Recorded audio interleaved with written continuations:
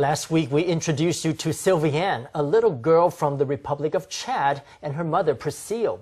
Sylvienne was born with a cleft lip, which was too severe for doctors to treat when she was a baby. For 10 years, the only hope for her to get treatment was the possibility of a visit from a foreign doctor. And finally, their prayers were answered when a team of volunteer doctors from the Taiwan Root Medical Peace Corps visited their village to hold a free clinic.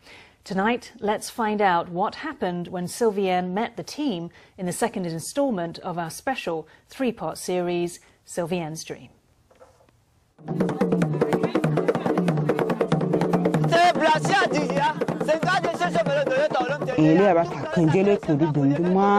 One day, the Chief of Benoye Village announced that a team of volunteer doctors from Taiwan were going to visit. I knew the prayer I'd made for so long was finally going to be answered. The evening before the Taiwanese doctors came, I took Sylvienne to sleep in the square outside the clinic they were coming to.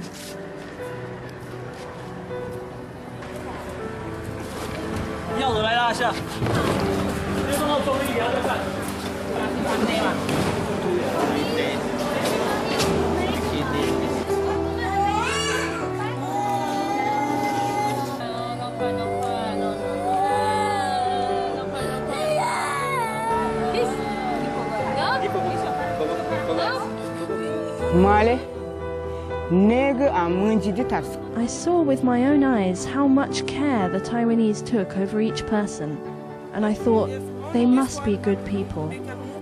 So I said to the Taiwanese doctor, please give my daughter surgery. But their answer broke my heart.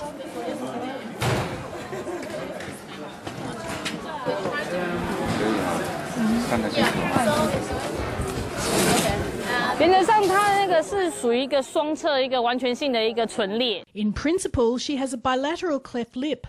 To do surgery on a case like this, we have to have extremely strict monitoring of the anaesthesia, an electrocardiogram and physiological tests. And the medical conditions here are nowhere near enough. I won't give up, because for 10 years since she was born, I've prayed for her every day.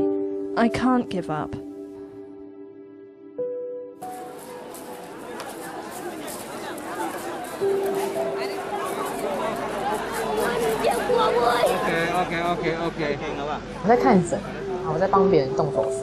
I was seeing patients and I was assisting another surgery, but they were just there to one side looking at me.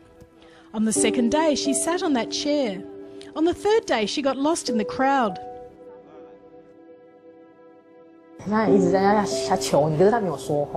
She was constantly imploring us without saying a word, just looking at you with this longing in her eyes.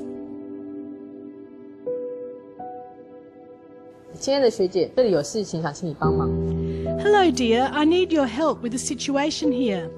At this clinic there are 2 children who need our help. One has a bilateral cleft lip and the other has adhesions in the hand caused by a burn. The facilities here are seriously inadequate, so I'd like to bring these 2 little patients back to Chang Gung for treatment. When they rang me to ask if they should bring her over, I said no problem. Chang Gung's International Medical Center was willing to cover the medical expenses. CPC Corporation was willing to pay for the child's flight and living expenses while she was here.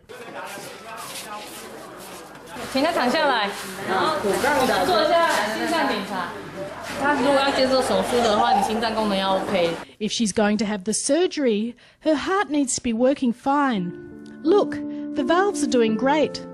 So the plan is to ask her to complete all the forms she needs to complete. And then we can see whether she can come back to Taiwan for treatment.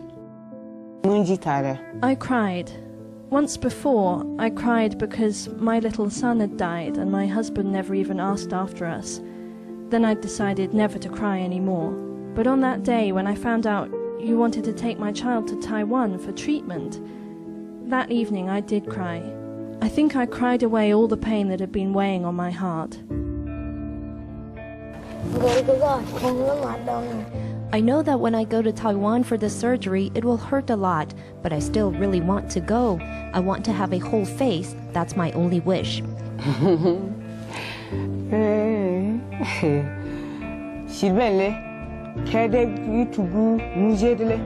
I'm always imagining it. When Sylvienne's surgery is complete and she comes back from Taiwan, it will be so different. What are you going to make her look like? I'm always wondering when she's in front of me with a mouth and a nose, am I going to recognize her?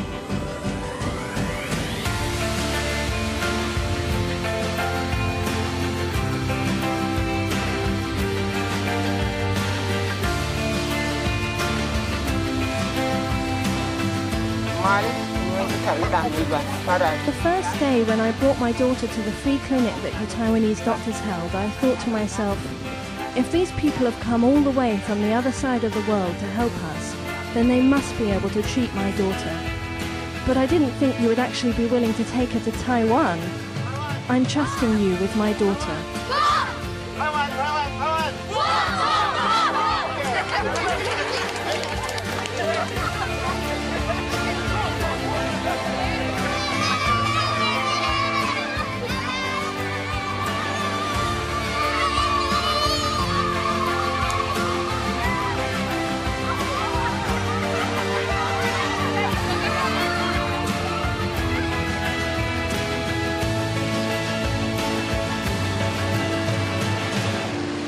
Many false starts, finally Sylvienne set out for Taiwan, hoping to undergo surgery that would change her life. Join us at the same time next week to see whether the team at Chang Gung Memorial Hospital are able to make Sylvienne's dream come true.